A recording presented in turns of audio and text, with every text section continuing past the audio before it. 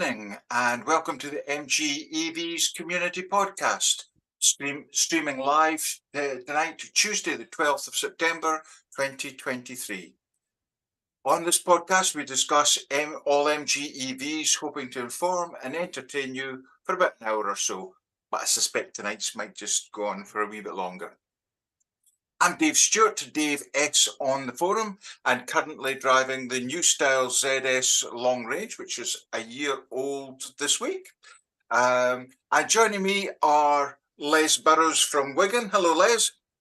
Hello, Dave. I'm Les Burrows from Wigan, currently driving an MG5 Trophy and an MG4 SE, standard range. Great, thank you. Also from Devon, we've got Tom Sedge. Hello, folks. I'm Tom T. Sedge on the forum. I'm currently driving the MG4 Trophy that you see in the background. Very good, thank you. Good to see you again, Tom. From Swindon, we've got Vince. Good to see you too, Vince. Hi, yeah, my name is Vince Williams. Vince31 on the forum. I had a Mark 1 ZS EV back in the early days. Now got a Mark 2 range and had that for about 15 months. Great. And also from Essex, we've got Barry. How are you today, Barry? I'm good, and good evening to everybody. And I'm Barry H on the forum, and behind me you will see the ZS first gen that I was driving until a little while ago. Great. And joining us from the Charlie Group MG, the Innovations and Development Manager, Miles Roberts. Evening all, Miles Roberts CG on the forum. Great, good to see you again, Miles. If you're watching live, thank you for joining us, and please click on the like button and join in on the discussion in the chat window. As the regulars will know, we've referred to that quite a lot and pick up on comments coming in. If you're watching later, thank you for choosing to watch this video, and please subscribe to get a notification of when we go live the next time around. In tonight's podcast, we're going to be discussing the Cyberster. Sorry, Miles, I mash it up every time. Did I do all right? Am I getting better? Cyberster. Cyberster. That's what we're discussing.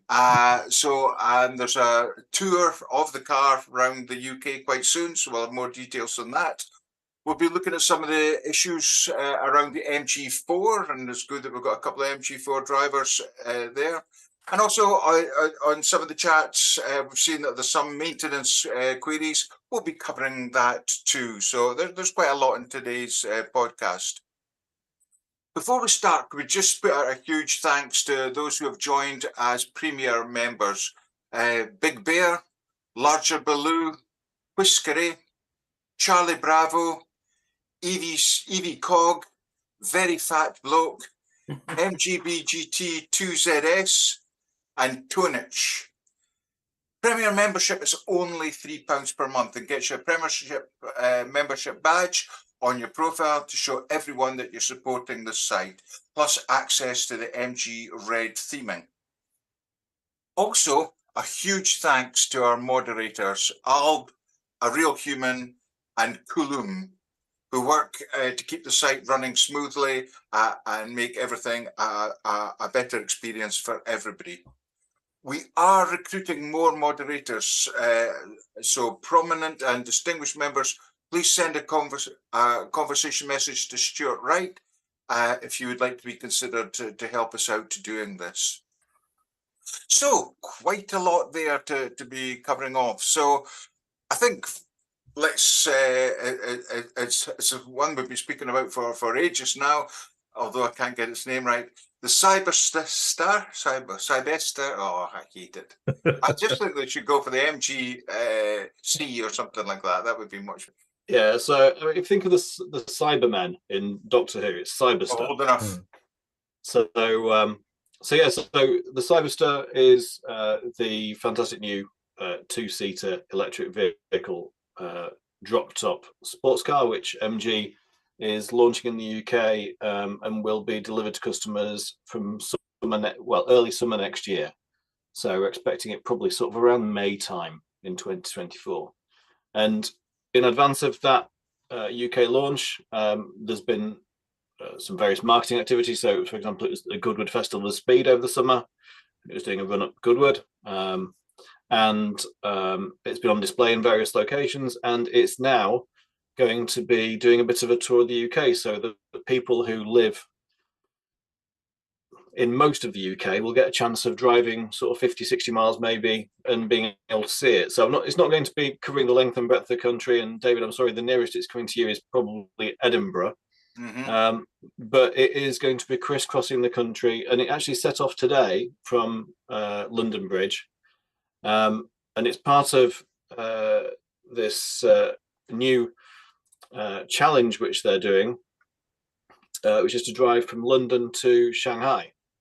So the Turner twins, a couple of twins from the UK, they've a couple of expeditions. They're basically explorers. They've done like massive attempts to like row across the Atlantic and that sort of stuff. So they've got previous for doing sort of longish journeys in different modes of transport, and they're going to drive to Shanghai, and that's going to start off by today. They set off from London Bridge, and they're going to go around the UK initially for a couple of weeks, and then they're going to go into Europe, around Europe, and then they're going to, in the new year, they're going to go to sort of the Middle East, and then across India, and then across to China. It's about 10,000 miles of driving to do, which, when you say it like that, doesn't sound, I suppose, too crazy. People, some taxi drivers do 10,000 miles in a couple of months in the UK. But I suspect that when you get to places like Jordan, that there aren't as many rapid chargers as there are in Croydon. So, yeah, it's going to be a bit of an interesting journey to see what the car's capable of and what's, how it stacks up on this journey. It's going to be, well supported. I imagine it's very well planned, and that they're not going to, have any major difficulties, because it'll be well planned and the car will do 300 miles probably on a charge anyway. They haven't yet disclosed the actual battery size they're using with the Cyberster that we're going to see in the UK. We've heard that there's going to be a couple of different powertrain options, a rear-wheel drive and an all-wheel drive version. The rear-wheel drive version having, I think it's around 340 brake horsepower, which is a lot, and the all-wheel drive version having around 540 horsepower, which is a very lot. Miles, somebody, Alan is asking, will we get a chance to see it in Northern Ireland? Unfortunately, no, not as part of this tour. There may well be other vehicles that are made available in Northern Ireland and in the Republic of Ireland as well, close to the launch date, but this particular vehicle isn't going to cross the Irish Sea as part of this journey. Okay. So it sets off from London, from the Plaza Hotel this morning. It's gone to the MG Owners Club headquarters in Cambridge today. Tomorrow it's going to be at Luscombe's at Leeds.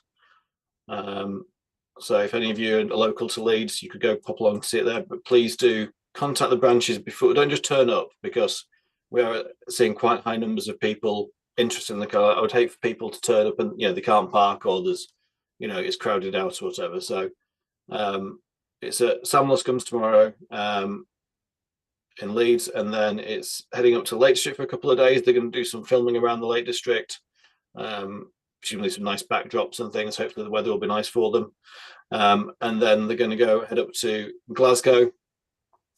It's going to be 2 days at the Innovation Centre at Glasgow with Arnold Clark on the 16th and 17th, and then it's going up to Loch Lomond, and then it's going across to Edinburgh, and there's 2 different dealers in Edinburgh that it's going to sit with. Pete Vardy's on the 18th, and Vertu and Macklin Motors on the 19th, and then it's heading down to Vertu at Carlisle on the 20th, and then it comes to our Chorley dealership on the 21st, so that's next Thursday. So if anyone's in... Is that Burnley or... That's the Chorley dealership. At Chorley? That's at Chorley, yeah. That's it. The Chorley dealership's got a bigger car park. It's a bigger dealership. It's a bigger site, so it made sense to do it there. So it's going to be at Chorley, and then it's heading to Stockport the day after. calling through Liverpool, presumably going to have a photo in front of the Liver building, and then heading to Cheshire Oaks and down and around the country. So the map for this has been uploaded onto the MG EVs forum, so that if you want to see if it's going to be in your area, you can take a look and you'll be able to download that map and see where it's going to. So yeah, it's heading all the way around the UK, and then at the end of the month, it's going to hop over to start its journey across Europe. So yeah, so as you can see on the video there, yeah, so if you go to that UK map with Cyberster Tour, there you go, you can just click on that and that will take you and show you that map with the details of all the dealerships. And as I say, it's great that it's getting to be seen about. It will be driven into the showrooms, but it won't be available to test drive or anything like that. You'll be able to sit in the vehicle. You'll be able to look around the vehicle, but you won't be able to drive it anywhere. I won't be allowed to drive it anywhere. It's purely a static display thing. Obviously, this vehicle is one that they're wanting to take all the way to Shanghai. They don't want someone jumping in, pressing the accelerator back and have it whilst it's switched on and have it drive through the showroom doors when it's the only one in the UK. So they want to make sure that, you know, it's kept safe. So there's only the Turner twins are going to be able to drive it when it gets to site. So the typical thing is that it's going to turn up at the dealership around sort of 5 p.m. Get put inside the showroom, wipe down, and then from sort of 6 p.m. onwards, you'll be able to view it at the dealership, and then probably through till about 9 o'clock. Although again, check with the dealerships because they might be doing different opening hours to us. And then it'll be whisked off the next morning to go to its next place. So it's good. It's a really good opportunity to see it in the flesh. If you haven't seen it already, it looks better in real life than it does on photos. It looks bloody good on photos. So I was very, very impressed. I've seen it over the summer. I saw it at close quarters at an MG event, and I was well impressed with her. I think that the fit and finish on it is really, really good. I'd say it's probably up there with, you know, things like the Porsche Boxster and that sort of. It's the same size as the Porsche Boxster as well. It's not MG5 size. It's not Mazda MX-5 size. It's not a small little, you know, two-seat convertible. It's not an MGF. This is quite a big sort of, you know, it's more Boxster sort of dimensions really. Yeah, grown up one. Yeah, and to be fair, with 500 horsepower, you need something fairly substantial to maintain any sort of dignity with it. So it sounds that it's production ready. The car that we're seeing, is that right? Yeah, I mean, the car I saw in July still had some Chinese text on the dashboard and things. So whether the version, I presume the one that they're driving will have been updated now with the new software for the UK. This right-hand drive, Miles, or left-hand drive? I believe it will be a right-hand drive. Well, actually, so a quick look. Actually, the one I saw was left-hand drive. I don't know if it's the same vehicle. So is it going to be driven around this circuit in the UK? Is this part of its journey? Yeah, or is it going to be sort of transported around and shown at each of these events, and then I think it's going to be transported around and shown at these events. Then it's going to start its journey once it heads across the channel. I think that's the plan. Right. Mainly, I think that'd be sensible. Again, it's the risk of having it, you know, in particularly taking it around, like, you know, centre of London. That somebody, you know, just imagine some Deliveroo driver just, you know, screaming into the side of it, and there it. This is the one car. So although on the forum there was. Sorry, Tom. Sorry, go on. I was just saying, yeah, they wanted showroom condition at each and every venue, which they couldn't do if it's bucket and rain and things. Yeah. So. I was going to say that it rains in Scotland, but there was one spotted on the forums today or yesterday, but I don't know if that's. Presumably, there's more than one in the country we're doing things with. Pass. I don't know how many there are. So if it's the red one, if it's red and left-hand drive, it was red. I saw. Before, but I'm not sure. I want a British Racing Green one. Yeah, because I don't know what colours are going to be available. Again, this is information we're hoping will be disclosed close to the launch. one thing that we're doing at the moment is at Trolley Group, and I suppose most of the dealers might be doing this as well, but at Trolley Group we're doing a £99 refundable deposit, get your name down, for the first option. Yeah. So I think that realistically, it will be an in-demand vehicle. I think that, in the early days, I think, if we remember back to when MG launched the first ZS EV, I think there's about 2,500-3,000 pre-orders before they actually opened the ordering system, wasn't there? And I imagine that the Cyberster's perhaps not in those volumes, but I would imagine it is going to be certainly hundreds of orders placed. Yeah. Obviously, it's potentially going to be a £50,000-60,000 car, not a £25,000 car. Do we have a price on it yet?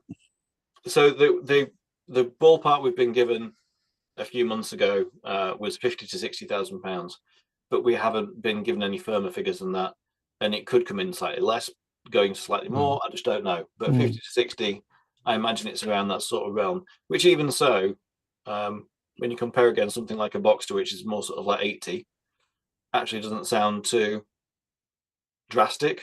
These are crazy numbers. I know the average car on sale in the UK today, I was reading earlier, is £40,250. That's the average. So they're all luxury. Every car, the average car now is a luxury vehicle from the purpose of car tax. Car tax.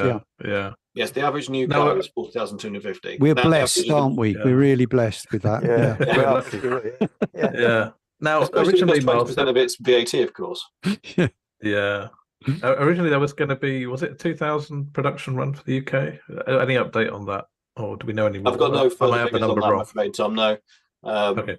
I would have thought that 2,000 would probably see us for the initial launch, but I imagine, yeah. Okay. So Jeff Morris is saying that he's looking forward to seeing it, but he's not sure if they'll be all right for the dogs. He hasn't actually said how many dogs he's got. Well, I mean, I've got one dog, and I think if I bungee cord him to the back, it'd be all right. He's a Dachshund, so it's fairly low profile. I don't think he's going to increase the wind resistance that much. His ears do flap because he's a half cocker, half Dachshund. I'll be happy if I can get in it, or rather get out of it. Let's get out of it. Les is looking at that picture that Stuart's got up thinking, it's not got a roof rack. Got some roof though. Oh yeah, definitely. Yeah. And just for clarity for people, we were talking about left-hand drive, but it will be obviously right-hand drive when it's on sale here. Yes, even if the course, example in the demo is left-hand drive. I believe so. Yeah, I mean, they might have a right-hand drive demo, but the one I saw in summer was left-hand drive, and the one that went up Goodwood was a left-hand drive. But it's a fantastic looking car. One thing I'm really pleased at is that the electric scissor doors have made it to production, because I think that that will give it a real drama. And it's like, I mean, I'm all for being practical and everything, but as well, there's part of me that's still 9 years old and thinks that scissor doors are cool. So even like that, I saw a Twizy the other day. A Renault Twizy. It first came out in like 2011, 2012. Really odd looking little tiny bug of a thing, but it had scissor doors, and it was parked with the doors up, and it looks like a fly with its wings sticking in the air. And it's eye-catching, and people look at it, and there was kids walking past, kind of pointing and go, "Oh, it's cool, isn't it?" And so I think that MG, by putting that, and as I say, they're electric, in fact, operated doors on this, is that electrically actuated, is that they're creating something for people to point and look, but in a good way, and going, "Oh wow, look at that! It's a real halo vehicle for the brand." I think that's really what's required, really, to lift MG's profile in the UK. It certainly do that amongst people who are particularly petrol head sort of people. Who I think it'll sell very well, quite honestly. I think it'll go a storm, no problem. Yeah, I'm not sure if I'll be allowed to have one as my company car. No. I mean, in theory, I mean, the car I'm currently driving as a business vehicle is a Nissan Ariya, which, by the way, is a fantastic car. If anyone's in the market for a bigger vehicle than the ZS, it's a really, really nice vehicle. It's got an 87 kilowatt hour battery. I went on a holiday to Wales in it the other week, and on on the way down, we did 250 miles and still had like 20% battery left. And it's got 22 kilowatt AC charging, and there was a 22 kilowatt AC charge at the hotel, so that was easy. And then coming back, we did 201 miles coming back from, and this is motorway, cruise control, you know, all that sort of stuff. We got back with 39% left in the battery, I think it was. So real world, it is sort of 330 miles range in summer. In summer. Yeah. Which for something which is, I say, sort of HS size, is pretty good, really.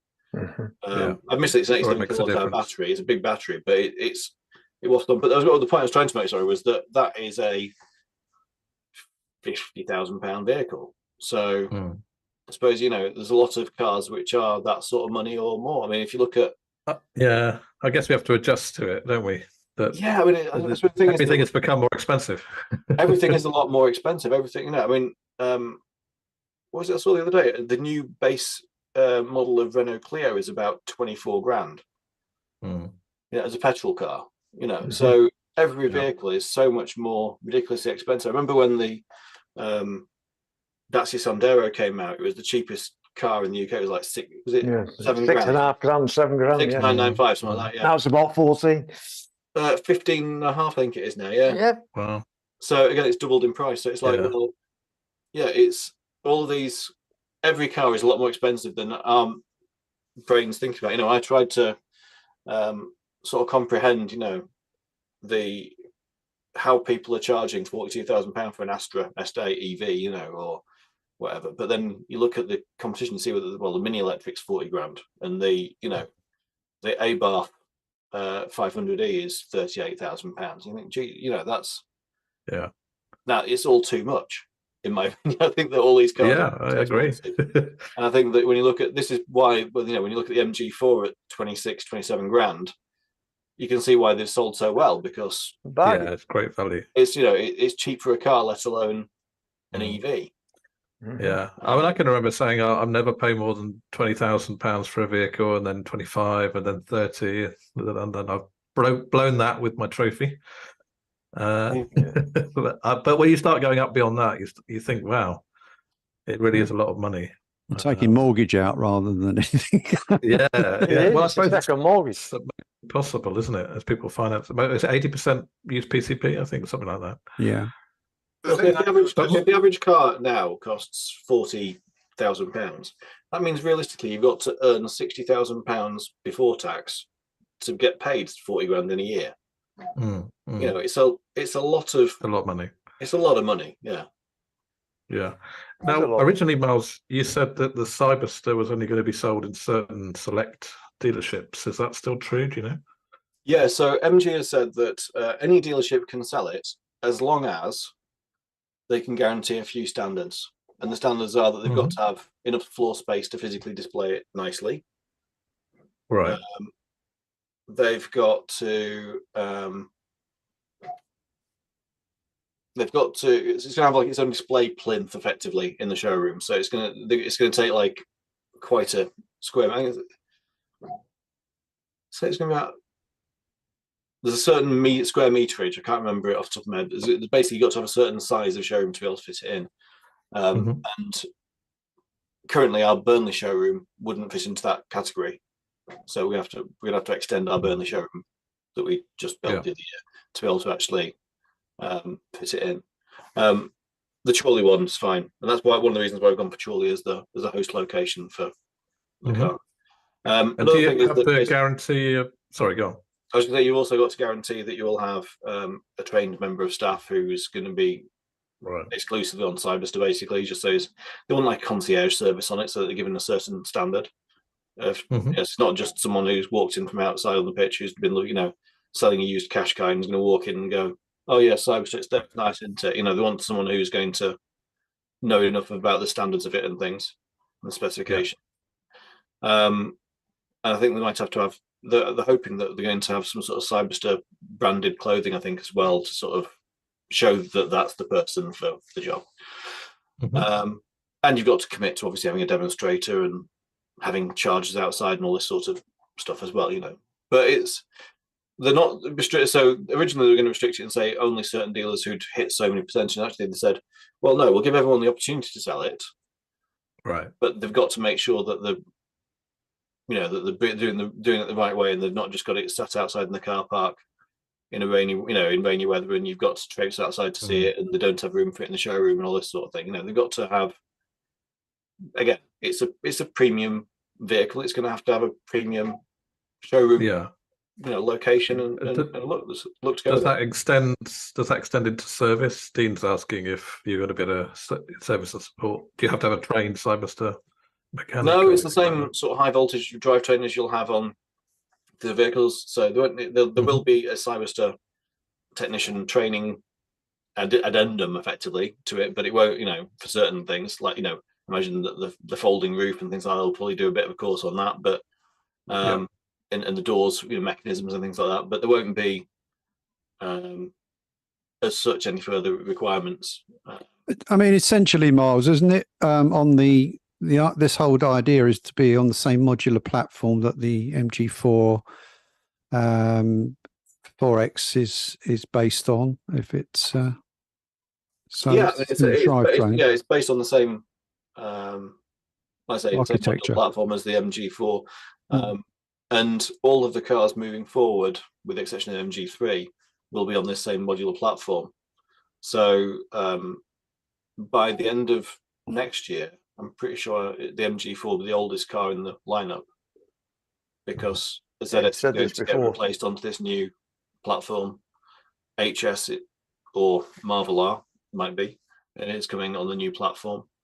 Obviously Cyberster. MG3 is coming next year as a hybrid. They've basically said it's not making sense to try and make it electric, because, and this is part of the problem with the cost of cars, is that people expect if they buy a car that's half the size, that it costs half as much. The practicalities of making a vehicle it's not the case. If you go to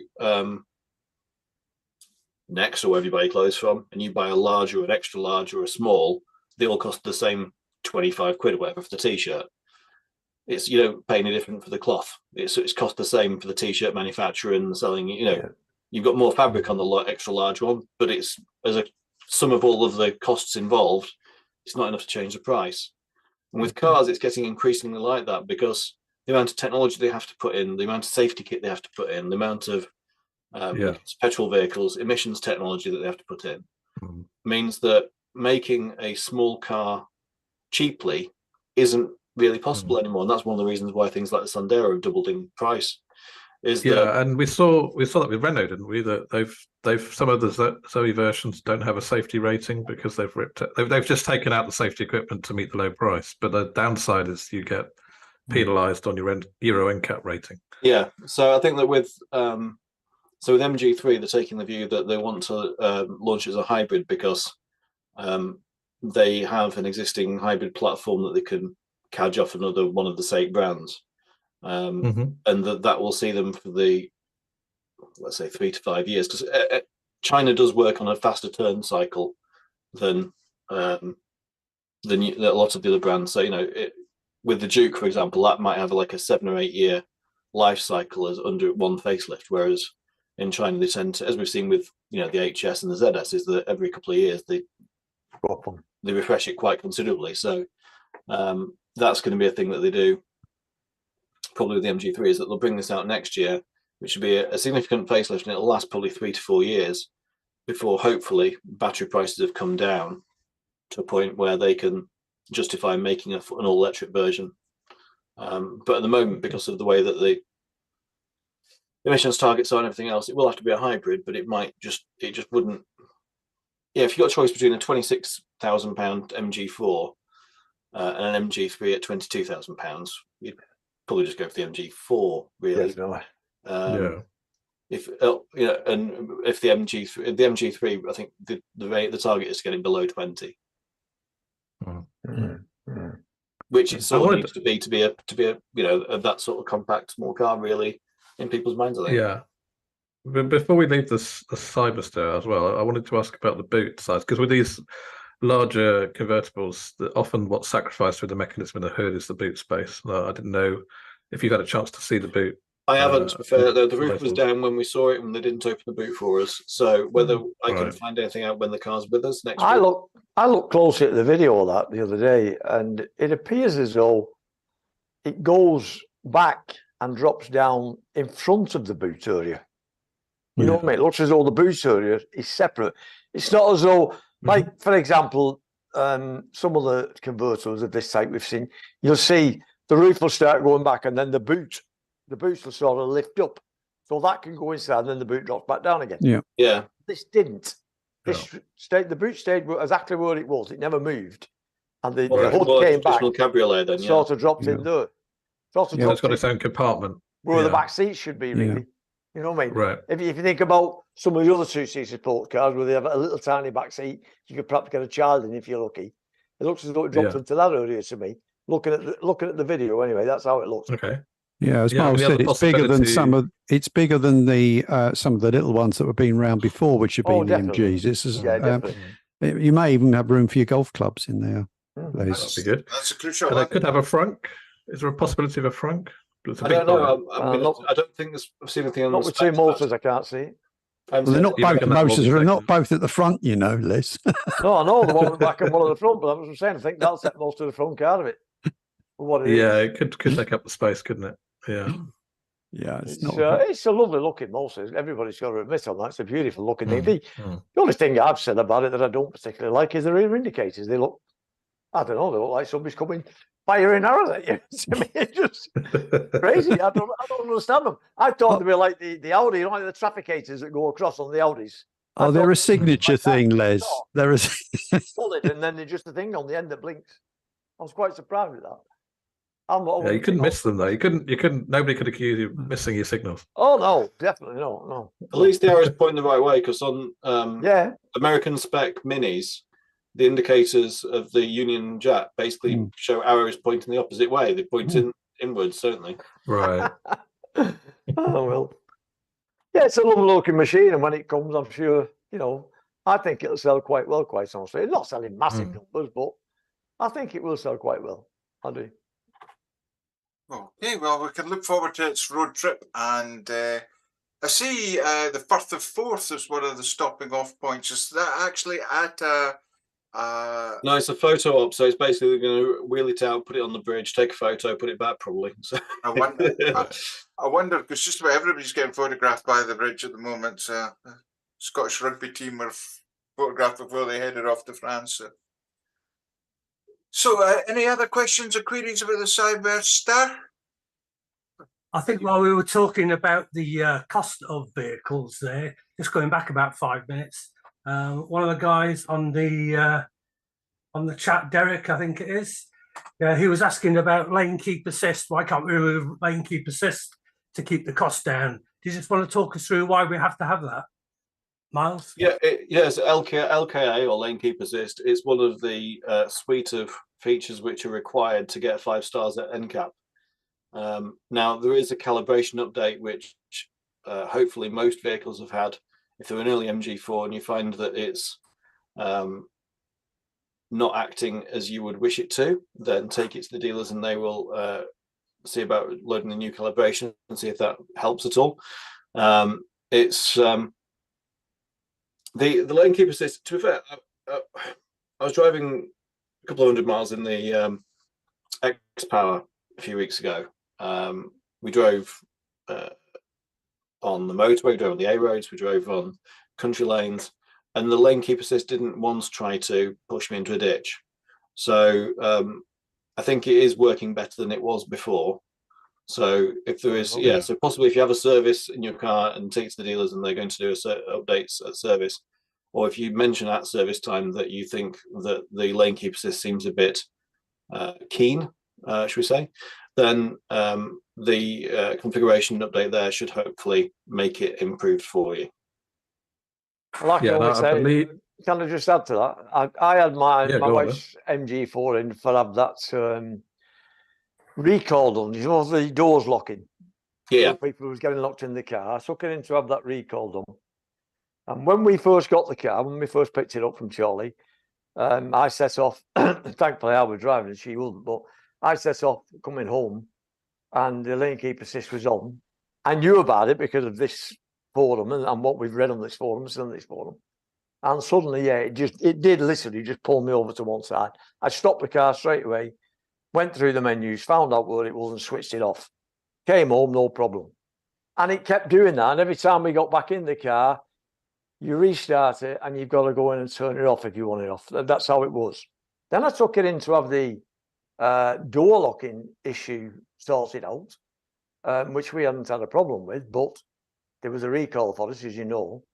And when we got it back, and the first time I took it over, they couldn't do it because they had a problem with something. The software or something wasn't working. I don't know what it was. Anyway, I had to take it back again. So I took it the second time, and they had it a couple of hours, 3 hours perhaps. And when I got it back, got in the car, went in to switch the lane keep assist off like I always did, and like I told my wife always to do when she gets in, and it was off. And I thought, oh, that's strange, it's off. Anyway, I never bothered, carried on. And then I've monitored it ever since.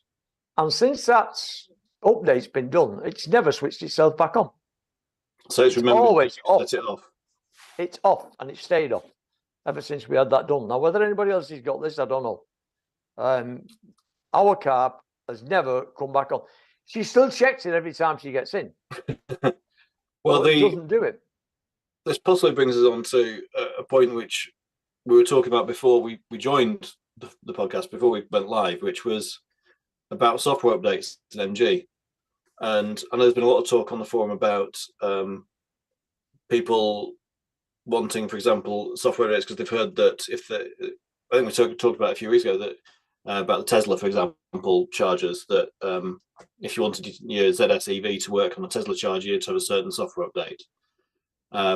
And this wasn't something which was broadcast to the dealers from MG directly. It wasn't that we got told, right, there's a new update out for such and such ECU, and if you do this, then it will fix issues with charging on Tesla superchargers. That message doesn't come through. What happens is that That's terrible. a customer comes in for a service, we update the latest version of software at service, and then they report back later, oh, I can now charge on Tesla. And we just don't, so there's, I've brought this up, I've mentioned this to MG today because I think that they need to improve their internal communications with us about A, when there's an update, because we don't know unless we go on the system and update it. B, what the change log is. So what's happening when with that update. So let's say we've gone from version 4 to version 5 of software on a such and such ECU. What's changed in that update? Is it making it, is it fixing a bug with, for example, Tesla superchargers? Is it fixing the door locking issue, for example, as that you're on your MG4? Is it something to do with lane keep assist? Is it, what is the actual update for? What is it doing? We don't get that information. All we get is when you plug your computer in, you go, oh, there's 6 updates, whatever. Okay, we'll update all those. Right, there you go. Your car's on the latest version of software, but we don't know actually what we've done, what we've changed. What you don't know, no. And that makes it difficult. And like I was saying as well, like I was saying before as well, until we plug the car in to the laptop, we don't know what version of software is on your car. There's no visual display anywhere saying what it is. And as well, a lot of these updates as well, say for example, Tesla charging, you need to update the BMS, you need to update the onboard charge, you need to update the there's about 4 different ECUs you need to update, and in order for it to successfully then work. So if you do one of them, although you've updated the BMS, for example, it might not still work because you haven't updated the other 3 ECUs at the same time. And so the sweeter thing that's got to be done, basically. So you're in the dark basically as to which of those things are the thing that's going to fix the issue for each customer. Well, and the trouble is, which is poor, really. It would be a lot easier if MG was to say to you that if you put in 3.6, it will stop all this problem, or stop that particular problem. Example, the Tesla chargers. Put Yeah, but 3.6 again, in, Les- that'll cure it, but they don't. But again, Les, the problem is as well, I don't know if you've got 3.6 already and that you've Yeah. got another So phone you- in your car.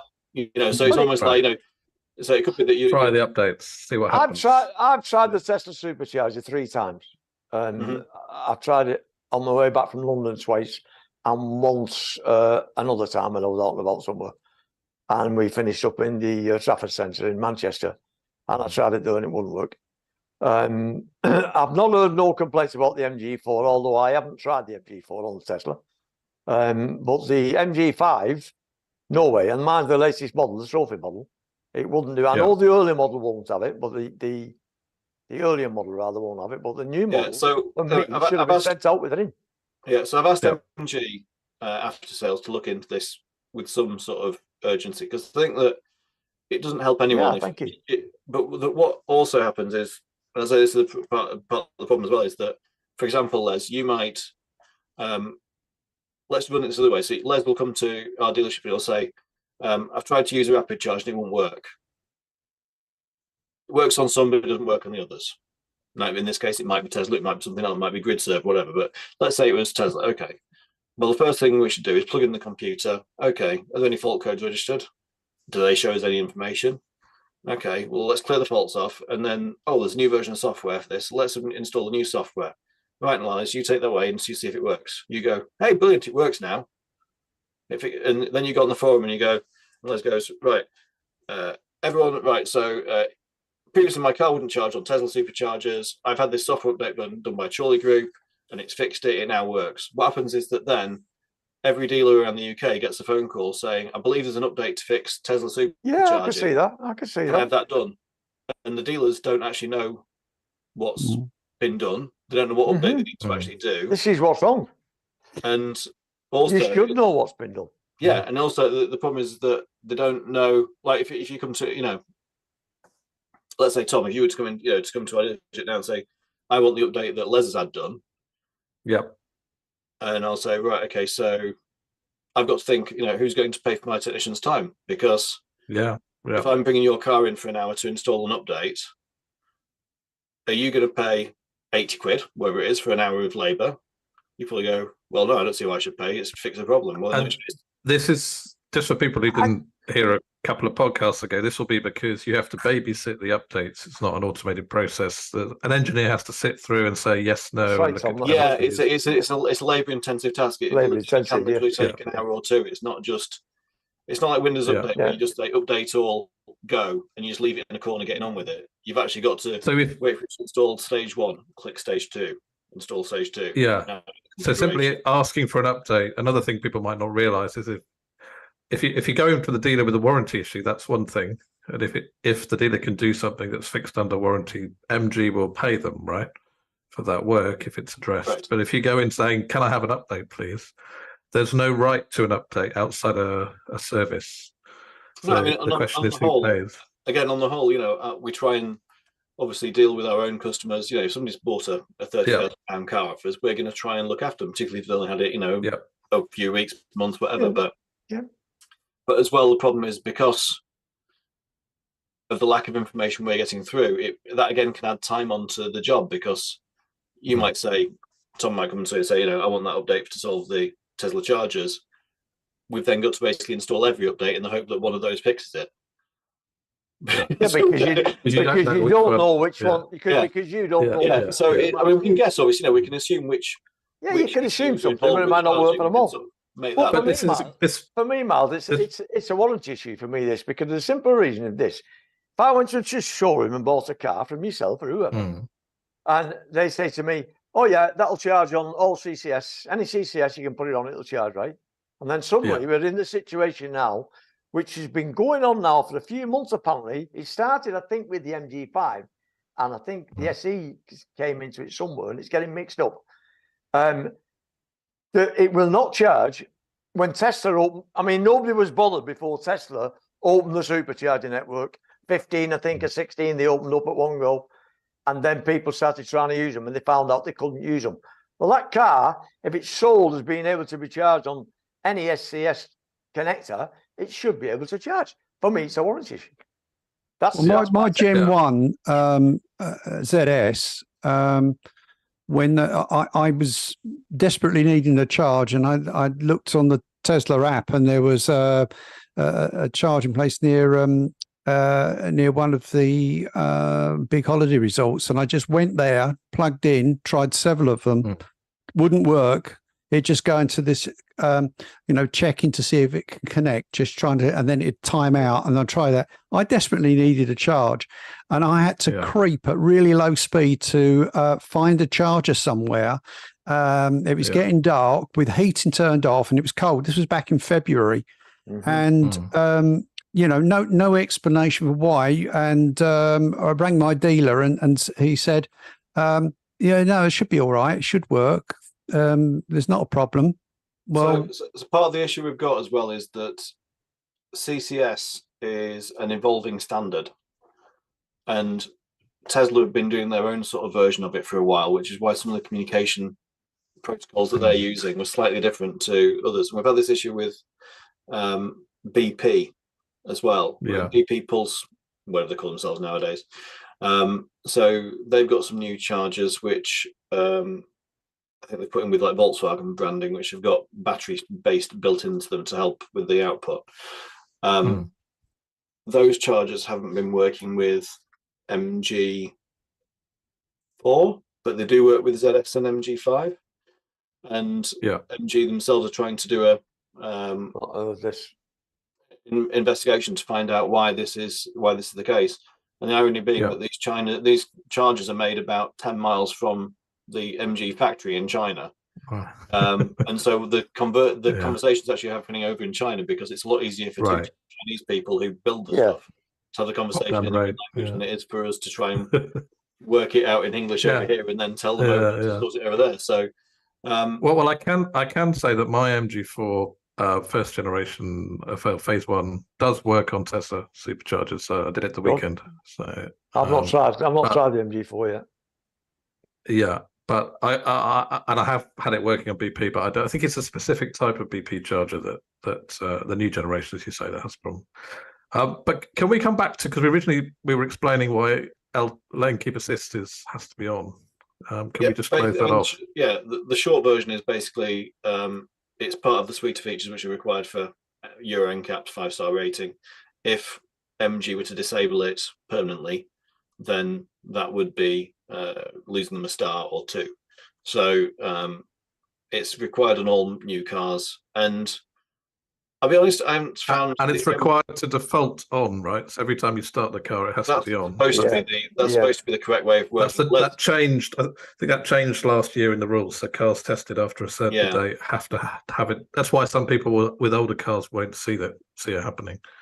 Yeah. And one thing I'd say is that I've driven a few different cars with, as you can imagine through my job, with lane keep, and the MG4 now with the X-Power that I was driving is no better or worse than any of the other cars that I've been driving previously. The MG4 that I drove last October when I went to Whitby, I had a couple of shady moments in that when it was on the MG Pilot on the motorway, and it was sort of following white lines, and then it wasn't. It was following hard shoulder or central reservation, depending which way it wanted to swing me. But so I think that the calibration has definitely been changed, I would say, recently. So I would imagine that if you have an annual service coming up, then they're going to, if you mention lane keep and say, can you check that it's up to date? Because again, if there's 6 or 8 ECUs to update, and they've allocated an hour for your service, and after 55 minutes they've got 3 updates left to do, if they're very busy, they might not be wanting to do every single update. So if you mention particularly that you want the lane keep assist updating if it's available, then that might help. I'm trying to be honest and real about what actually happens in the dealership. I'd love to say, with the best will in the world, I'd love to say, take your car in, they'll bang an update in, and it'll be free, and it'll take 10 minutes. But the truth is, I've seen myself when I've seen the laptop not communicating with the Chinese server for the information, and they've been at it for 3 hours saying some rather choice language, which would make a Frenchman blush. You know, I think that it could be that, in all honesty, you know, they're doing the best they can with the current system the way it is. Yeah. Yeah, it's certainly useful to know that the dealers don't know anything more about the versions of the module updates on the car than we do. I assumed you did. I assumed you had you plug in your device and it tells you everything that you've got on all the versions and all, you know. But so just to say as well, this information isn't just that MG UK aren't telling us. What often happens is that SAIC China will put a new version of software on the server, and they won't actually tell MG UK what's been changed in the software. Yeah. So the problem of communication does go quite a long way back, and so that's the issue. It's not just, I wish it was just a case of, oh well, they just need to, you know, tick a thing and it'll bring up a little description next to each update on our system. That's not the case. It's going to be something that they have to implement more structured somehow. I can still switch it on. If I want it on, I can switch it on, but when you get it, it's not on. It's off. It just stays off. Well, Les, if you don't, I don't drive it every day. She drives it. Les, if you like the way it is, make sure you tell them not to update the lane keepers this when it next goes. Yes, you'll lose it. It'll go off. It'll come back on again.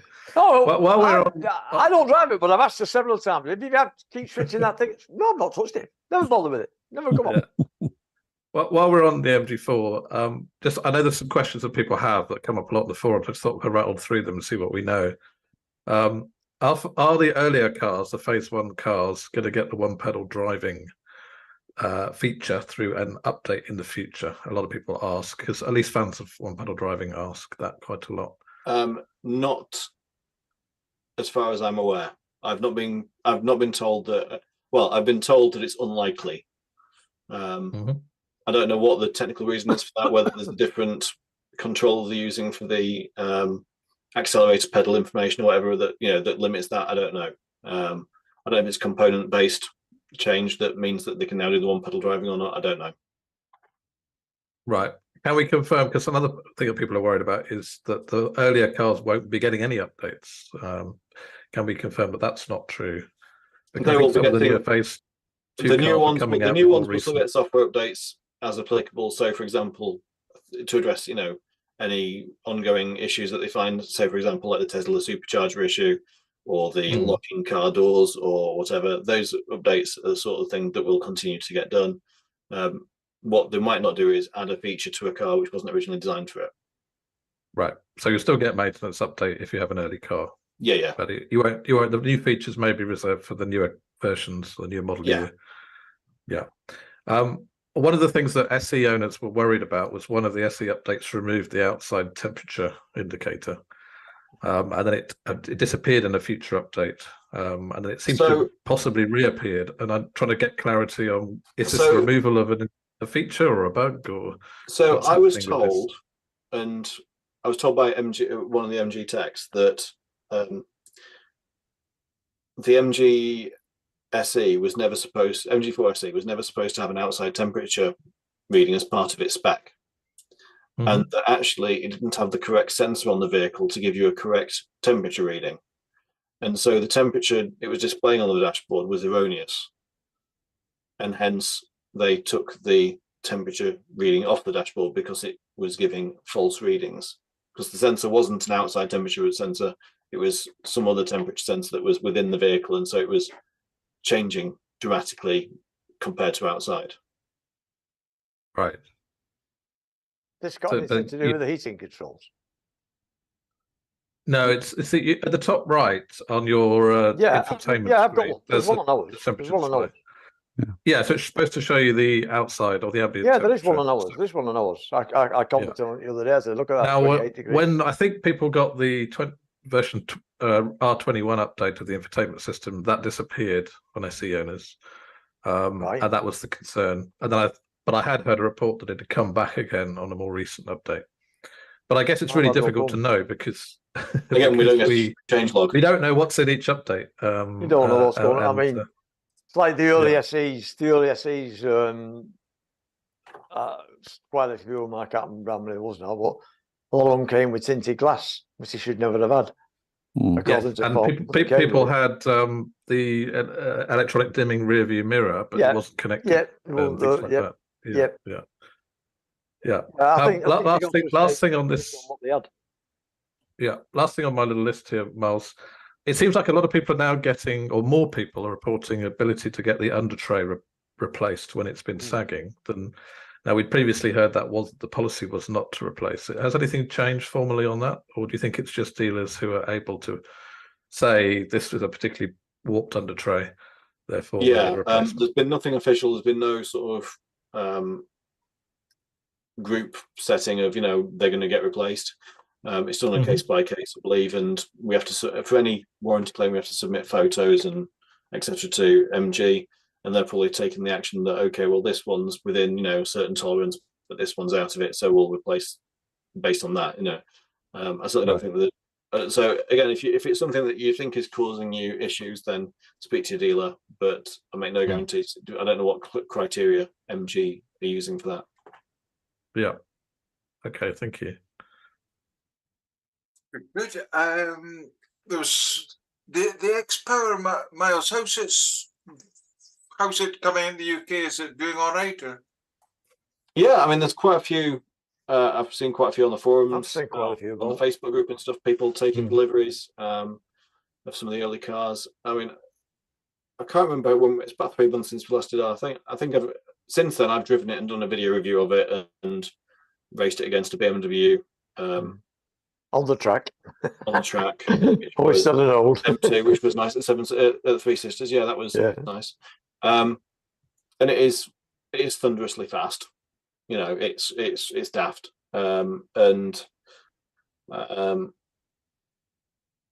Would I have one as a company car? Yes. Would I have a license for long if I had one as a company car? Probably not. Probably not.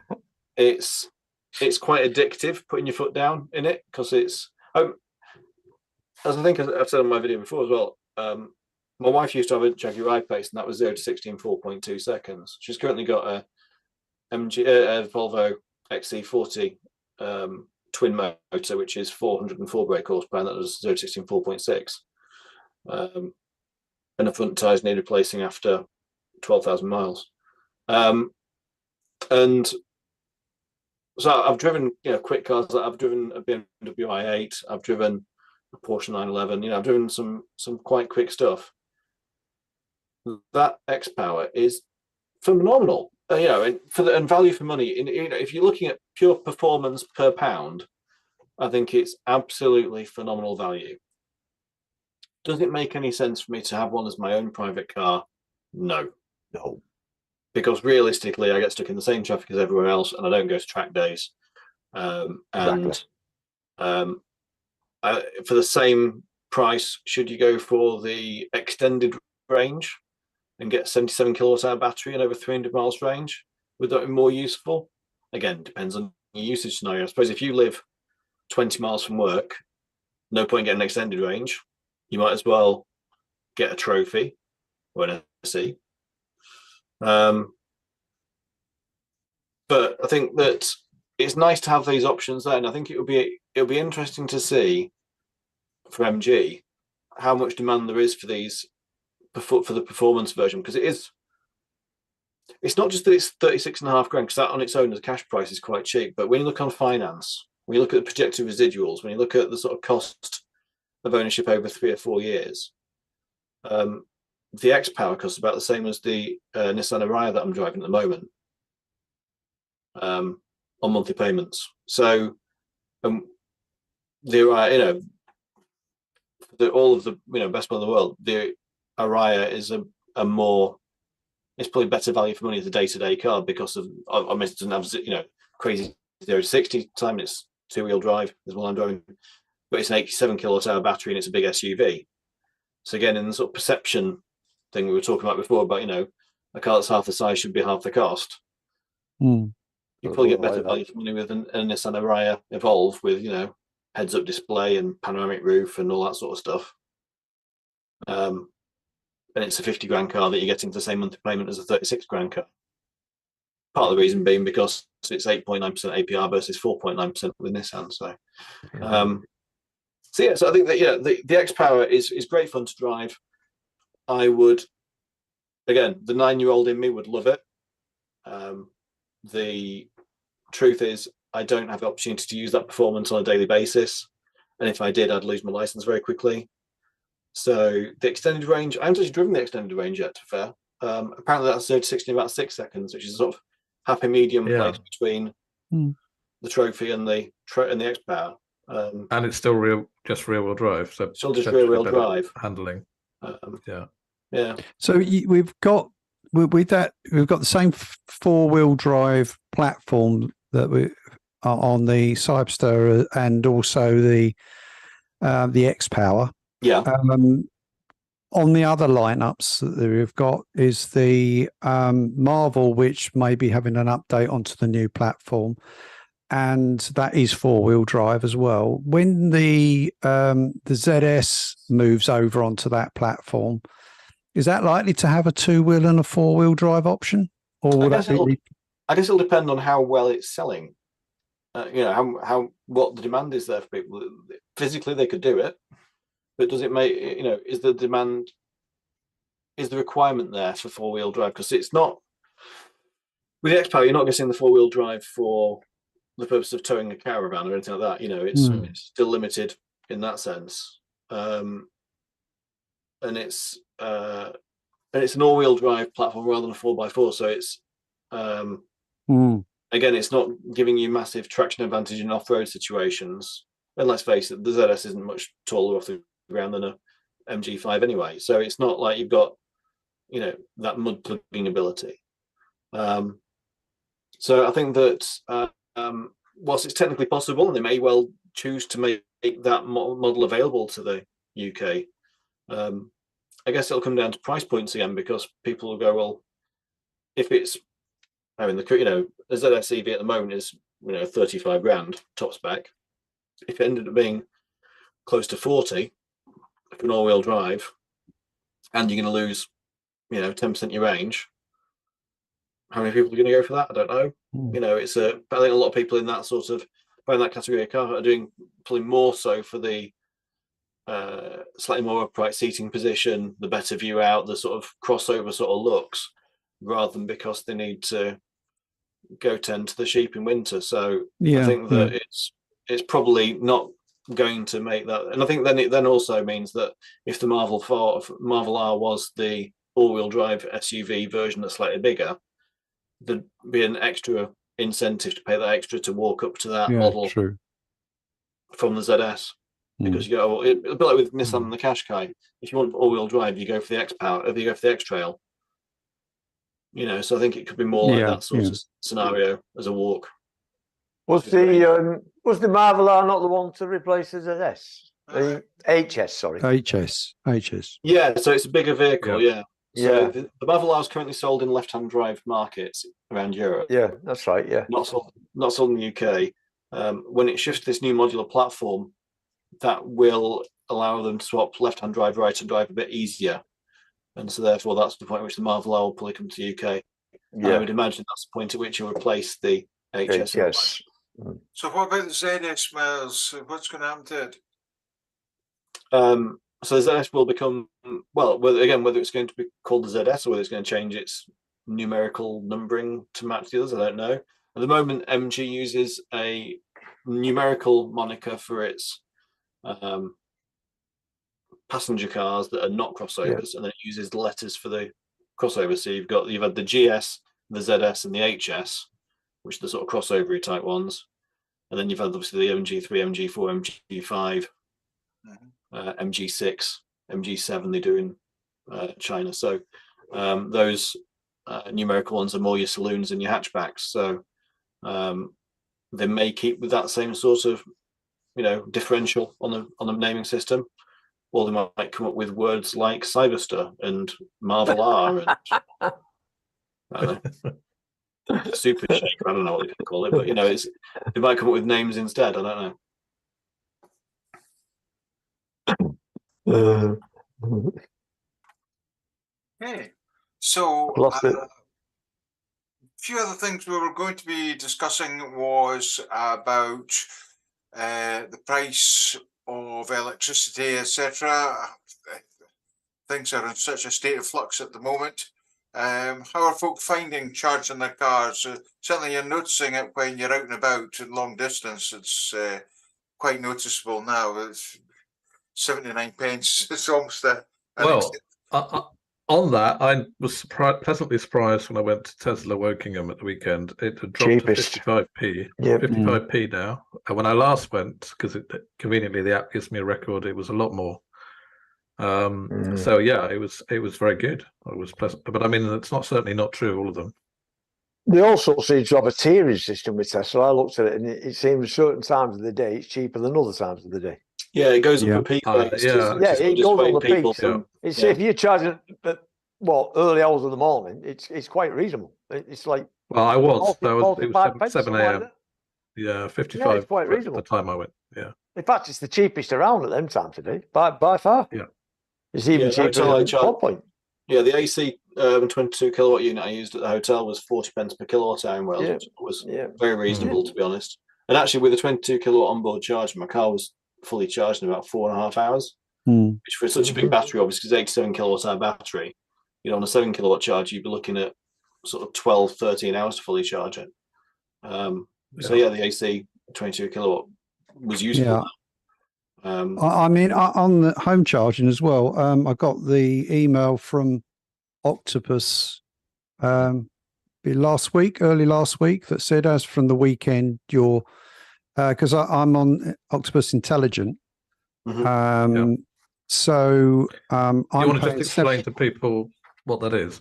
Well, yeah, Octopus Intelligent. I think a lot of people are familiar with Octopus Go, where you've got 4 hours at is it 9.5p? 9.5, yeah. 9.5, and then you pay standard rate during the day. Well, certain chargers and certain car combinations or allow you to go on the intelligent platform, which means that you're handing over the actual start and stop time of your charger for the car to Octopus. So they will schedule in half-hour slots during the free time. The Octopus app allows you to say what your charge wants to be and by what time, and then it manages the charge to ensure you hit that charge, or should do. Occasionally it goes wrong, but it does that. Now, the rate on that is 7.5p on the off-peak. Now, they have had because I've got solar PV and I'm exporting, it had been the case with Go, and certainly when I transferred over onto Intelligent, that they limited you to an export rate. And I know that Les has got a completely different arrangement because he's on the old tariff, the FIT tariff, but it limited you would only get 4.5p for selling it to the grid, your solar. Well, they sent an email to say you can now go on to Octopus export tariff, which is also something you can do with, it's like with Agile offers higher rates and things like that. But this is now 15p. So I've got from 11:30 in the evening until 5:30 in the morning, a tariff of 7.5p to buy electricity in, which I now use to charge my battery. And then when my solar comes on stream in the morning, the battery's full and it overflows out into the grid, and I get paid 15p for my excess solar. If I wanted to, I could make my battery force discharge into the grid and get 15p for it, but that would be unnecessarily working my battery. So looking at my, since that's went over on I think it was the 8th of September, actually moved over. When I look at that, I'm seeing no import during the course of the day because I've got a full battery. And then in the evening, my car charges up. And sometimes it will charge from about because you've got it plugged in and ready to go, they can give you discounted prices earlier in the evening, and I've had it from as early as 8:30 in the evening. Wow. So Good. that's I am much, going- much better. Yeah, I can't get Intelligent Octopus because I don't have a compatible charger, and none of the cars that we have, obviously MG aren't compatible, and neither is Nissan, neither is Volvo, so I can't do Intelligent Octopus unless I want to shove up for a new charger. Yeah. They Does are Zappy beta work with it? test. They're beta Omi. testing support for the Zappy. So if you've got, just to be clear on it, if you've got Yep. if you've got a compatible car, you can obviously use it with the Yeah. Zappy. Or like Omi, if you've But- got an Omi, yes, you or an can do Omi, it- you can use it with any car. you can do it with But any the car. Zappy support for any car is in beta test at the moment. Right. Octopus had to do some work, and My Energy had to do some work on the Zappy. Yeah. So Yeah. that is forthcoming. It's later than they said it would be. Yeah. But it's in Octopus's hands to enable that. So that will mean if you've got a Zappy or an Omi, doesn't matter what car you have, you could be on Intelligent Octopus. Yeah. Or if you have one of the supported cars, you could also be on Intelligent. Yeah. And they may add other chargers in the future, but it has to have an API. It can be controlled, so it Yeah. can be controlled remotely. Yeah. That's That's why right. there's That's right. And if it's engineering the work to be car, done. you have to give the car the location of the car is going to be charged and will be your home address, so it knows that when the car is home, you're plugged into that charger. Charger. Yeah. Then that's the rate, and it does like when you connect up, it does a test charge. They talk to one another, so it will comes on for a couple of minutes, does a charge, confirms that car is plugged into that charger. So if you did that 4 in the afternoon, that's what it would do, and then it would shut off, and it would wait until an appropriate. If they've got a surplus, after people have turned their cookers off and things like that early in the evening, it will just put it in because they've got somewhere to dump the power. Mm-hmm. Yeah, and you What still happens- don't get the lower rate whenever they choose, even if it's outside your hours. I think You do. still- But Yeah. you're A low rate. guaranteed to have rate for your domestic use between the hours the of 6 hour. 11:30 and things. Yeah. So Yeah. you can run your washing machine, your dishwasher, things like There's that. a couple of extra hours and a lower rate and Yeah. flexibility. Yeah. It's very good. But But yeah, what happens, Barry, if somebody else comes to your property? Say Yeah. somebody comes to stay with you Yeah. and they've got an EV and they plug into your charger. Yeah. Would they still get the cheap rates of electricity going into their car? No, not If in it was those, compatible. not unless they were actually plugged in after the hours of 11:30. It wouldn't do any, you wouldn't do any daytime stuff. And you can also do there's a boost. So you can, in the app, the Octopus app, you can initiate a boost charge. Right. And so it just overrides the timing of it. It Right. seems to I know work it only quite work well. with certain vehicles. I mean, I know it won't work with everything. I mean, Tesla's the obvious one, but Mm. there is a few others that it'll work with. But I was just wondering, like, my son has a Tesla, as you know, and he has the Octopus Intelligent. Yeah. And I was just wondering, when I go down to him, if I plug my car in, whether he's going to get that cheap rate of electricity for my car. But it After won't because it's an 11:30, MG. he would. Yeah, So after all 11:30, yeah. It's like yeah, Octopus all Gold, then, electricity. isn't it? Yeah, all the electricity you use, no matter what it is at the lower rate in the 6 hour period. Yes. Yeah. Yeah, and you may get some extra outside that if it Yeah, shuts on the the car intelligent, outside yeah, because it yeah. doesn't, it can't earmark some of your electricity for the car and some for other stuff. No, I'm just wondering whether it knew via the charger what car was plugged in. It Well, may do. I mean, it may depend on whether you're If you think using about the it logically, supported car or the Barry could supported charge his charger. next door neighbour up, and they wouldn't know any difference, would they? Whether he's charging his own car or next door neighbour's up. I mean, Well, there must have some way of knowing. So compatible cars are in communication with Octopus. Right. Yeah. Right. That So they explains know, that it explains knows the charger. It flips the charger on and reads it from the Yeah. car what Yeah. happened. Yeah, But that's with what the I was looking for. compatible synchronises. charger, That's exactly what I the was looking compatible for. That's what it charger- does. I would Yeah. have thought if it's the charger that's compatible, But if it's the probably doesn't charger matter that's what car. compatible, then doesn't matter what car, any car that plugs in to that time. All right, fair We'll enough. be able That's to do good. it. That's Controllable. good. So when you take out the Intelligent Octopus, do you state which car that is specifically for? Yeah, it's specific to the I see. car or specific to the charger, so it marries the two up. Right. That's the idea, but you can still override it. But after anything that happens after 11:30 at night in my house, everything is charged at 7.5p. Yeah. That's Yeah. amazing. So I heat my water. So- I've got a Sunamp heat battery, so I heat my water during that time and things like that. I'm seeing about 98% plus of all electricity consumption in my house is the cheap within rate. those hours Mhm. at 7.5p. Brilliant. I've got PV cells, but I don't have a battery. So I still maintain that it's better for me to charge whilst the sun is shining. That's Yeah. me, Dave. I do Well, that exactly. But Yeah, yours yeah, is such yeah. a different way of In working. my case, if I charge the car at night, it costs me 7.5p. If I charge it during the day and use solar, it would cost me 15p Yeah. because I'm denying myself 15p worth of Of export. export. Yep. So it changes. I'm a change of mindset when Yeah, you really. definitely. It's really it wipes out any need for something like My Energy Eddy. Yeah. Yeah, it does. Because it would cost Obsolete. you more to charge your hot water during the day on Exactly. Eddy than it would to do it at night on a Yeah. timed tariff.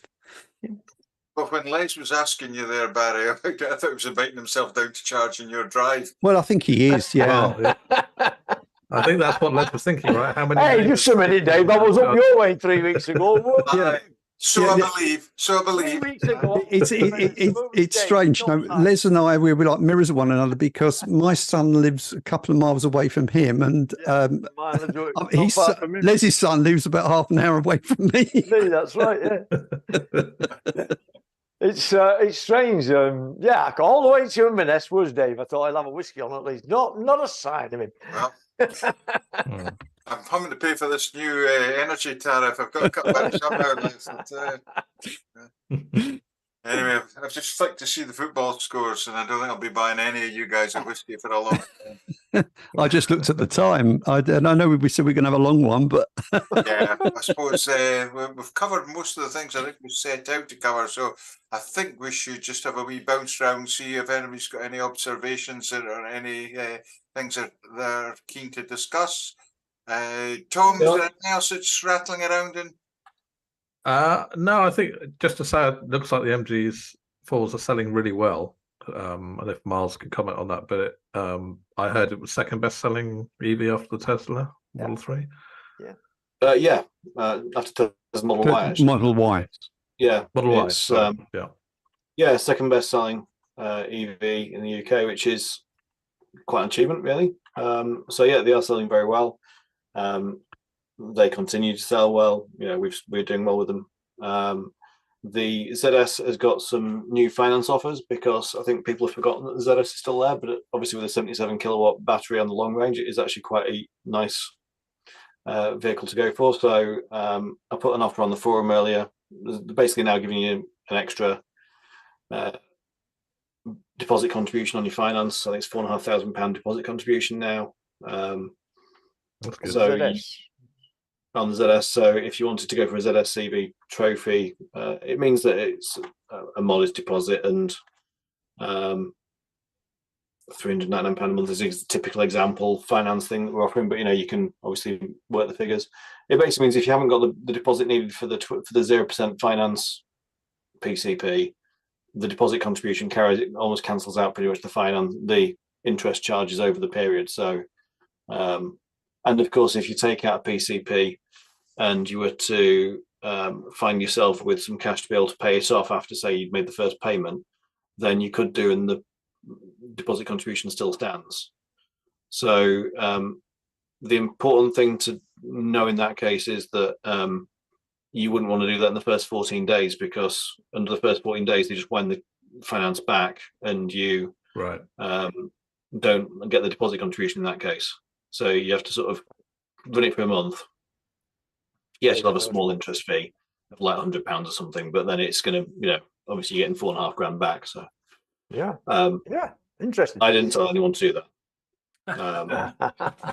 I know I've said this before, but when I got my first ZS, I drive down to Edinburgh to see my son, you go, oh, there's an MG. Oh, there's another MG. I am fed up seeing blinking MGs in the road now. So today I actually parked next to a MG HS plug-in hybrid in the sort of baby blue metallic colour, with Irish plates on it. I was in Skipton today. So yeah, they are literally everywhere. Yeah. I mean, the brand as it currently stands is selling ahead of marques like Skoda. It's a really top selling brand now, and because they price it right. That's what it is. Well, they're outselling Honda, they're outselling Renault, they're outselling so some big brands that have been around a long time, and they're now sort of in with the German crowd of things like say Skoda and that sort of thing. So it's and again, Skoda, a brand that when I was a kid there was jokes about. Yeah. So I mean, it just shows how. Well, I came from a Skoda to an MG. I did. Yeah. I did. Well, I wouldn't go back because the quality was declining.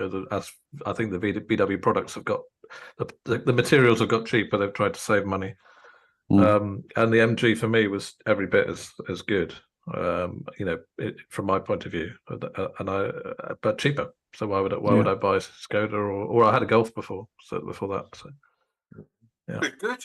Vince, anything you want to bring up? Just to some good news really to report. Generally, I see in the industry news that EV sales in the UK in August were 20% for new cars. 20% of new cars were all EVs. The bestseller was Tesla. The second bestseller was MG. So well done, MG, I say.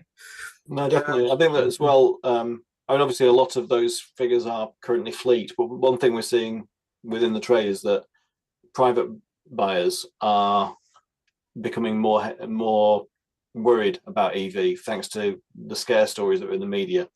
And it seems every single day I look at my phone, suggested news, whatever, and every day without fail, there's at least one anti-EV story out there. Yeah. I know that the Fully Charged show, together with Quentin Wilson, doing a good job. They're trying to sort of counter some of that argument, and they've got a meeting in London on the 19th. I've seen advertised where they're going to talk to the press and people who have heard bad things about EVs to try and counter some of that information. But is this the Stop Burning Stuff campaign they've got? Yeah, it's right. It's a secondary one that's going, but they're basically trying to stop the lies that are coming from the number of people of articles where it's sort of I bought an EV and it was the biggest mistake of my life, and you read the story and you think, well, actually, I think probably the biggest mistake of your life was when your dad didn't use contraceptives. But it's I think that it's there's an awful lot of scare stories out there, and people who are but I think there's a lot of people who are buying without doing any research at all, and then surprised that they live in a third floor flat and the Tesco's charger near them isn't always free for them to use, and it takes hours. And it's stuff that, as seasoned EV owners, we go, well, yeah, well, that seems obvious to us. But if you just heard somebody say, oh, you can top them in at 40 minutes at rapid chargers, and you see a charger at Tesco's and you assume that it's a fast one, rapid, and that numbers of times I've spoken to people with that that sort of mentality of, oh well, there's a charger at Tesco's, I can just use that whilst doing shopping. You can, but in half an hour it's only going to give you 3 miles, so it's not much. I saw last week in a small seaside village in the north of Scotland, guy with Tesla, and I think it must have been a holiday home, but he had the outside charger and he was charged, and he just put down an anti-slip block across his cable and was charging the car at the roadside. I suspect he didn't get planning permission for that, that's for sure. Oh, like a 3-pin granny lead you mean across the pavement? Or he built an actual, he had a proper symbol charger. And then had just put down the black and yellow cable trip protector. There And is again, some. it There is some there are a few councils looking into councils. this. Yeah, There's a few councils that's that's the looking thing. at this very Yeah. carefully. They, I know Leicester's one of them, where they are looking at they this will allow it. situation where people Yeah. can't park off the road. They've got to charge while they're on the road, Yeah. and they're looking. There are at also sort some of are trialing. I think might be Oxford trialing some gullies that you build into some the trials. into the Yeah, pavement. they are like a channel Yeah. that goes across the pavement. Yeah, and So one or two people have, one or two councils are a bit more enlightened and allowing this stuff, but yeah, probably not where most people live. Yeah, I think there will obviously need to be solutions like this for There's got to be. You know, the 1/3 of the population that live in places without off-road parking. There will need to be more, you know, for them to be able to do. And to be honest, I think, you know, if people are sensible about it, and like simple putting an anti-trip thing over the pavement is probably about as sensible as you can be. You know, you're not hooking it up to the street light and, you know, having cables dangling through the air or anything like that. You know, I think that in terms of you know, putting a trip mat over something is probably one of the more sensible things you can do. It will come. Yeah. They've been connecting them to streetlights for years in Glasgow. Yeah. So street Nothing lights new there. is a big, but the official streetlight support is a big thing because the power, the infrastructure to the streetlights supports it's a lot of unused capacity because it was all sized for the old-fashioned bulbs. So that's right. Again, more forward moving councils are putting in loads of streetlight points. It's never going to be enough for everybody to charge all at the same time, but things like that help. So thanks for that, Vince. Les, anything you've got to bring up? No, only just to ask Miles if you did hear anything back from MG about this charger problem with the Tesla chargers. Please let us all know as soon as you can what's going on with it, if you don't mind. Yeah, of course. Yeah, and thank you. Either Thank you for next podcast or on the forum if it's going to be soon. That now. Yeah, it's been going around the forum for a while, and a lot of people are concerned about it. And I thought, well, it's going to have to be resolved somewhere along the line. So thank you for your time on that this evening, rather. And Barry, anything to bring up? Well, it's only we talked about pricing of new cars and what the average price is, and linking that into the anti-EV movement that's been going on and being peddled in the press. That did have a massive knock on to the price of used second-hand EVs, and with a lot of them coming off contract and things. So all in the early part of the year, and I think there's been a bit of a rebound on used prices and valuations. Used prices are steadying now, but we're still in the trade. There's still a big issue with like the up to sort of 18-month-old stock, so your ex-demonstrator type vehicles and things, because they're taking a massive hit from new, partially because of the interest rates now. So because on financing, manufacturers are offering things like 4.9% or 0% on MG, for new cars. On used cars, we're up to sort of 12.9% APR on our used car financing from Black Horse and things, and that means that often a used car is going to cost more than a new one per month, unless you're looking at a cash purchase. So you have to drop the price just so that you can compete on that terms. And in terms of actually what this knock-on effect is I've seen today that Onto has gone into administration today. Has it? Subscription company, basically because they have hundreds of cars on their fleet, all coming to the sort of 3 years old, and their risk of their valuations effectively, when they thought that the cars were going to be worth, let's say they thought they were going to be worth 60% after 3 years, and they're actually going to be worth 45% after 3 years, makes a big difference to their profitability. So unfortunately, they've just gone into administration today. So they're still operating, still got customers in cars, and they're still operating as they are, but they're looking for solutions, obviously. So there is an issue with used EVs. There is a saturation because there's an awful lot of cars coming back from fleet market around the 2-3 year old mark. But there's been a stabilization, a firming up of prices. But I'm seeing some EVs that a year old or pre-registered ones, and some across our dealership group, I know a couple of cars that we've lost £12,000 on in a year, which is over and above what is normal, obviously, for depreciation for a vehicle. Yeah, because I guess Onto was always a strange proposition from a business point of view, but because I was looking at the total package price myself, because some of the insurance costs now, they seem to have just gone through the roof. Yeah, astronomical. And without, and I saw this thing on some guy on YouTube talking about the fact that he'd gone from, I think on his Tesla Model 3, which went from, when the renewal came up, he had paid something like £400, and the cheapest he could get was 12. And Aviva offered £22,700. And one of the big impacts on his price there was he worked as a consultant. The car had been bought within his business, and he was the sole employee of the business. So he was the registered driver and the business was the registered owner. And that then really put the insurance through the roof. So although he'd saved on the tax on buying it in the business and then driving it himself, he was hammered on the insurance. Yeah. Insurance is that's another story, isn't it? Topic. Another story for another night. Yeah. It is one big topic. The amount of people who I've spoken to recently said their insurance is doubled, or more than doubled on some cars. No, definitely.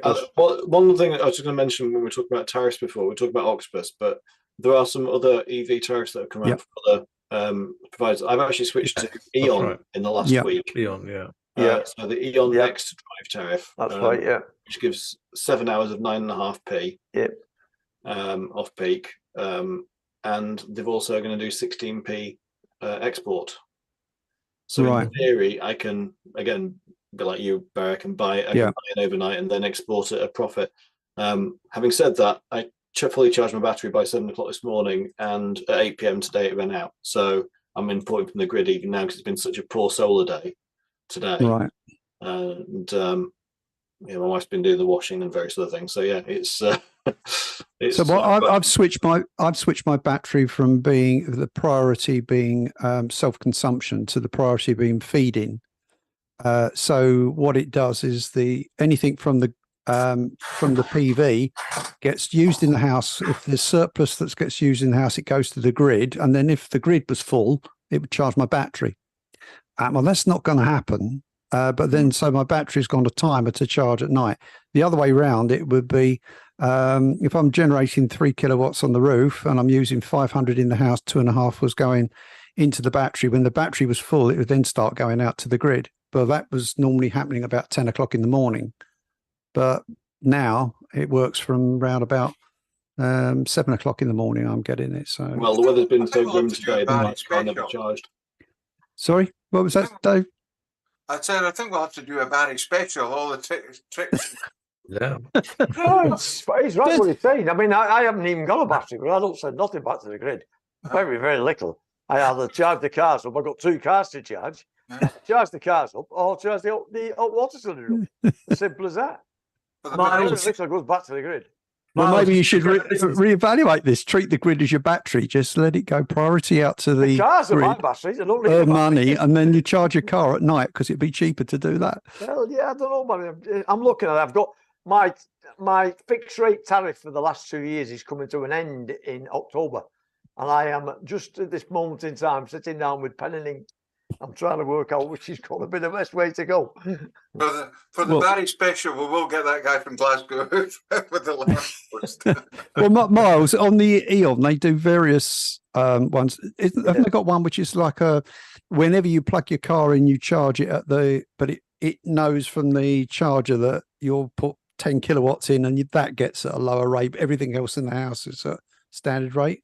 There is an option for that. Obviously, I didn't look into that because I've got a big battery. I've got 2 electric vehicles, and I've got a power wall and solar. So I was going for the next drive. But yeah, just to say, it's good to see that there is some more tariffs coming. And the only reason I swapped from Octopus was because I found that with 4 hours off peak on go, wasn't enough. Not being able to get intelligent Octopus.